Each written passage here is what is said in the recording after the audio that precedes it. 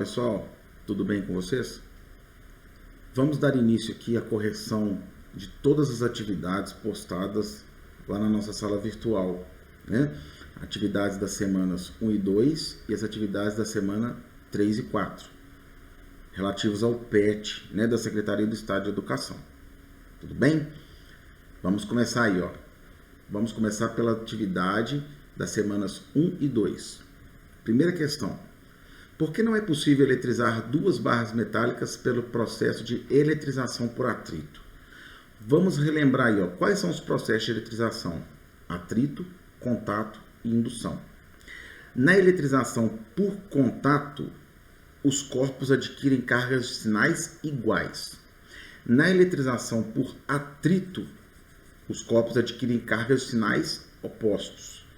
E na eletrização por indução, que é só aproximar sem encostar, sem esfregar, só induzindo, os corpos também adquirem cargas de sinais opostos. Tranquilo? Agora, por que eu não consigo eletrizar duas barras metálicas? Olha bem, imagina que eu quero esfregar duas barras metálicas, segurando pela minha mão. O que acontece? Por essas barras terem elétrons livres na sua composição, fica muito fácil delas perderem elétrons para o meu corpo e descarregar. Eu vou estar funcionando como o quê? Como um fio terra, né? Então, é muito difícil eu eletrizar, no caso, querer eletrizar condutores por atrito, né? Então, qual seria a resposta que mais se encaixa pelo que nós falamos aí? Porque as duas barras são condutoras de eletricidade, né? Por elas possuírem esses elétrons livres na sua composição, fica muito fácil esses elétrons se perderem pelo meu corpo, que está funcionando como um aterramento. Tudo bem? Questão 2. Por que não é possível eletrizar dois isolantes pelo processo de eletrização por contato? Olha bem, eletrização por contato. Eu tenho aqui uma esferinha neutra e uma esfera carregada. Então aqui eu tenho uma esfera metálica, beleza? E aqui é uma esfera carregada. Aí quando eu chego e encosto, só de encostar, daquela triscada, elétrons livres que estão nessa esfera metálica aqui, na mesma hora, puxa, pula para cá. E o que acontece? Eletriza com a mesma carga de sinal. Por quê? Porque teve transferência de elétrons aí, né? Porque, lembrando, são os elétrons que se transferem, não é isso? Prótons estão muito presos ao núcleo do átomo. Então, os prótons, eles não se deslocam. São os elétrons livres que estão presentes no material condutor. Então, é exatamente por isso que fica difícil eletrizar por contato, né? Porque os isolantes, eles são maus condutores e eles não possuem elétrons livres na sua composição. Tranquilo? Questão 3. Por que não é possível eletrizar um isolante pela polarização? Vamos relembrar o que nós falamos aí lá na primeira questão. Quais são os processos de eletrização? Atrito, contato e indução. Em momento nenhum eu falei que existe eletrização por polarização. Então eu não vou conseguir nunca eletrizar um corpo por polarização. Por quê? Porque polarização é somente separação das cargas elétricas. Então se um corpo aqui está neutro e eu aproximo um corpo por indução, um corpo carregado, eletricamente carregado, essas cargas vão se orientar e elas vão se polarizar. Então, por exemplo, vamos supor que essa minha mão aqui, ó, está carregada positivamente. Aí eu aproximo dessa outro objeto aqui. Então, positivo atrai o quê? Negativo. Então, os negativos se polarizam para essa extremidade e os positivos se separam, né, são repelidos para outra extremidade. Quando eu afasto, eu deixo de induzir, essas cargas voltam ao quê? A ficar toda bagunçada lá dentro do corpo, né? Ou seja, continua neutro do mesmo jeito, não teve eletrização. Então, gente, uma polarização é apenas uma separação momentânea de cargas nos polos desse corpo. Tudo bem? Questão 4. Atrita-se uma placa de vidro com um pano de lã, inicialmente neutros, e faz-se a lã entrar em contato com uma bolinha de cortiça, material de algumas rolhas, por exemplo, de garrafa de vinho. Ela também é inicialmente neutra, essa bolinha, suspensa por um fio isolante. Ao se aproximar a placa da bolinha, constata-se que ocorre atração entre elas. Por que isso ocorre? Então vamos pensar aqui comigo. Tem um barbante preso no teto e essa bolinha de cortiça. Ok? Vamos supor que eu chego com essa placa de vidro. Ó, não vai acontecer nada. Por quê? Porque a placa de vidro e a bolinha estão neutras. Mas na hora que eu pego o pano de lã e começo a esfregar a placa de vidro, o que está acontecendo ali? Ó? Placa de vidro esfregando no pano de lã. Os dois são eletrizados, tanto o pano quanto a placa. Aí, na hora que eu pego essa placa de vidro já eletrizada e aproximo da bolinha que está presa lá no teto, o que acontece? Ó, vai ter essa atração, né? Por quê? Porque existe uma polarização e cargas serão atraídas e cargas repelidas para outra extremidade, e por isso que essa bolinha vai ser o quê?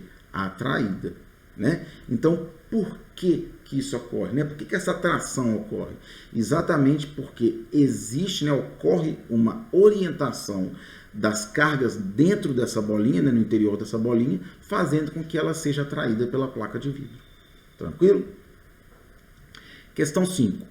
Dispõe-se de 3 esferas metálicas idênticas e isoladas umas das outras. 2 delas, A e B, estão eletrizadas com cargas iguais a 10 coulombs. E a terceira, a esfera C, ela está neutra.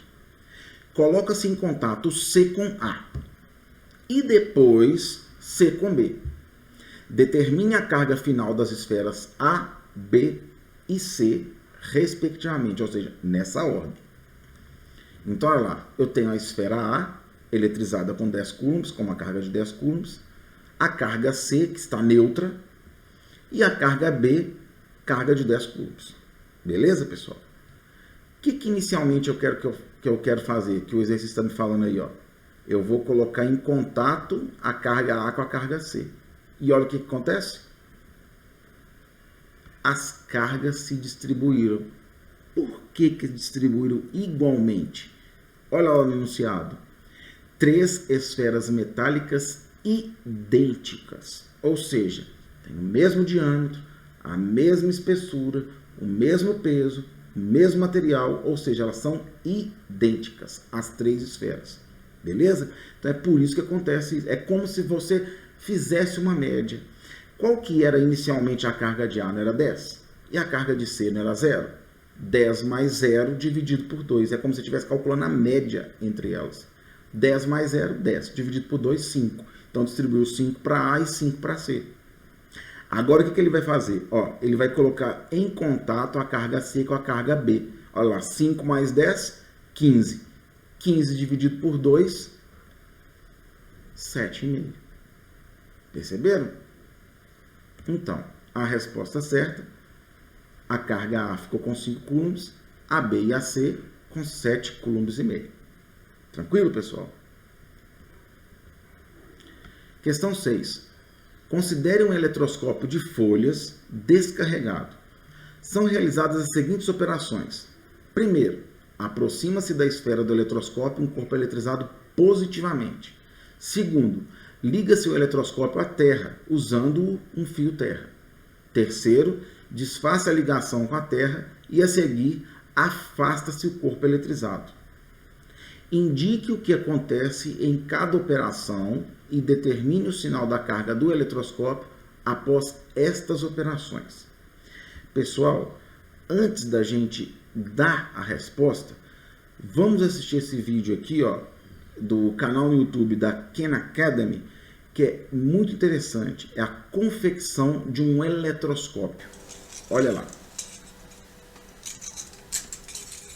Isso daí que vocês estão vendo, ó, são as folhas feitas com 2 pedacinhos de papel alumínio, bem leve. Esse papel alumínio que tem dentro de bombom, por exemplo. Isso daí é um fio de cobre, tá vendo? O fio de cobre tá saindo de fora, com o fio de cobre lá por dentro, segurando essas laminazinhas de alumínio, né? Bem fininhas, de forma que elas podem se movimentar livremente. Olha lá, ó. Esfrega um prato num pano de lã. O que vai acontecer, ó? Perceberam? As 2 folhas se afastam. Olha que bacana. Por que isso acontece? Porque cargas são atraídas para a parte superior, né? e como elétrons são atraídos lá para a parte superior, aquelas folhas ficam cheias de prótons. Próton com próton, positivo com positivo se repele. Então a tendência dessas folhas se abrirem. Né? Então esse é o funcionamento de um eletroscópio. Então para que serve o eletroscópio? Para ver se um corpo está ou não carregado.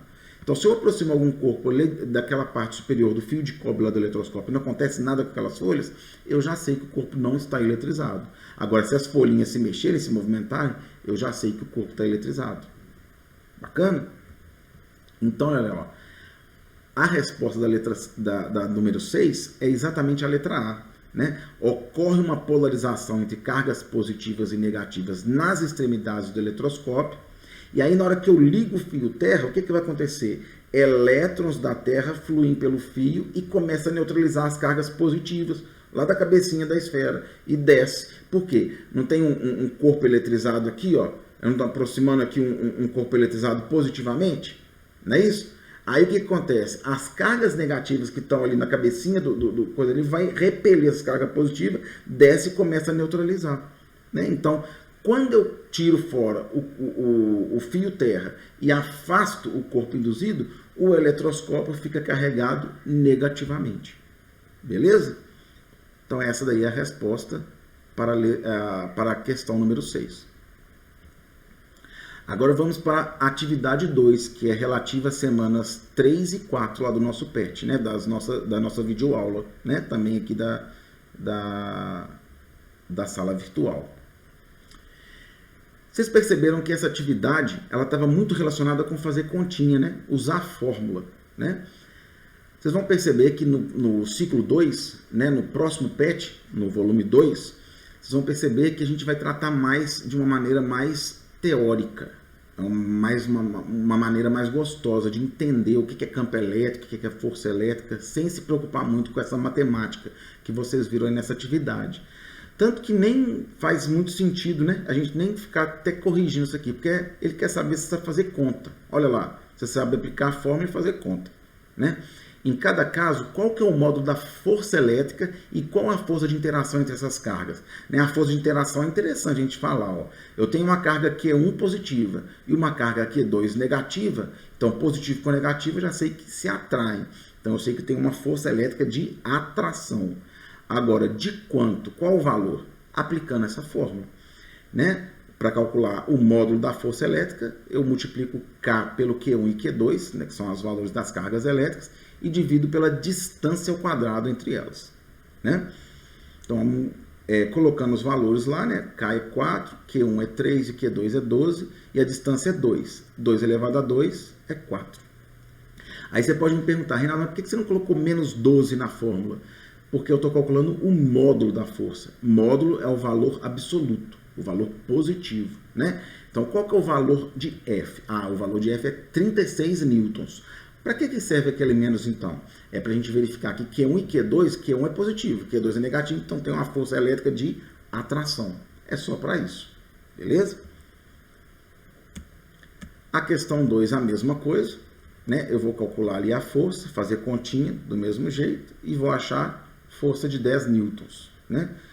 De repulsão, por quê? Porque Q1 é positiva, 5 coulombs, e Q2 também é positiva, 6 coulombs. Para as questões 3 e 4, eu quero calcular agora o campo elétrico, né? O módulo do campo elétrico. Né? Então, foi dada aí a carga, a distância e a constante. Né? A constante eletrostática. Então, eu vou utilizar essa fórmula aí para calcular o campo elétrico. K sobre D ao quadrado. Substituindo os valores, fazendo as continhas, campo elétrico 5 newtons por coulomb. Questão 4, mesma coisa. Aplico a fórmula, 3 vezes 5 sobre distância ao quadrado, que é 3 ao quadrado, que é 9, né? 3 vezes 3. Campo elétrico, 1,67 newtons por coulomb. E para as questões 5 e 6, também a mesma coisa. Calcular o vetor campo elétrico dado força e carga elétrica. Aí eu aplico a outra fórmula de campo elétrico, né? Quando tem só força e carga. 10 dividido por 8, 1,25 newtons por coulomb. Questão 6, mesma coisa. Aplica a fórmula, faz continha de divisão. Né? Então, o campo elétrico 4 dividido por 12 0,33 newtons por coulomb. Letra C. E essa questão 7 é bacana, né? É uma questão prática. A atração e a repulsão entre partículas carregadas têm inúmeras aplicações industriais, tal como a pintura eletrostática. As figuras abaixo mostram um mesmo conjunto de partículas carregadas nos vértices de um quadrado de lado A, que exercem forças eletrostáticas sobre a carga A, no centro desse quadrado. Na situação apresentada, o vetor que melhor representa a força resultante agindo sobre a carga A se encontra em qual figura? Vamos colocar ele aqui maiorzinho aqui, ó. E eu, gente, eu já vou fazer o desenho dos vetores, né, para a gente achar a resultante aí já direto na resposta, que já vai ser, olha lá, para a gente não perder tempo. O que está acontecendo entre a carga mais Q da extremidade do quadrado e da carga menos Q que está no centro? Força de atração. Ao passo que está tendo uma repulsão com aquela de menos 2Q, não é isso? E o que está acontecendo com a carga menos Q do centro e a carga mais Q aqui da região daqui do sudoeste? Olha lá, força de atração também, positivo e negativo. Ao passo que no mesmo momento está tendo uma força de quê? De repulsão, né? De menos com menos. Então, quais as forças que estão atuando na carga A, bem no centro? É esse vetor amarelo com o vetor preto. Qual que é o vetor resultante do amarelo com preto? É exatamente esse vetor que está indicado na direção horizontal, sentido para a esquerda. Tudo bem? Então a resposta certa é a letra D de dado. Questão 8. Em um ponto do espaço, uma carga elétrica não sofre a ação da força elétrica se o campo nesse local for nulo. Correto. Pode existir campo elétrico sem que aí exista força elétrica. Positivo. Sempre que houver uma carga elétrica, essa sofrerá a ação da força elétrica. Não. Nem sempre que existir carga elétrica vai ter ação de força elétrica. Se eu tiver uma carguinha só, ela vai estar exercendo força onde? Não está tendo uma diferença de potencial, não está tendo uma corrente ali que faça com que essa carga elétrica se movimente. Ela está sozinha no espaço, né? Não tem um campo elétrico, não tem nada, ela vai estar ali sozinha ali. Então, nem sempre vai existir ação de força sobre uma carga elétrica. Beleza? Então, a resposta certa aí é a letra D, CCE. Beleza, pessoal? É isso aí. Espero que vocês tenham gostado, que vocês tenham entendido, mas caso não tenham entendido alguma coisa, podem fazer suas perguntas na sala virtual, pelo YouTube, pelo aplicativo Conexão Escola, né? É não ficar com dúvida, né? Porque o nosso conhecimento é sempre construído e o conhecimento da frente vai depender desse conhecimento de trás. Tranquilo, pessoal? E na próxima semana a gente inicia os estudos do ciclo 2, né? Do PET 2. Tudo bem? Um grande abraço para vocês e até mais.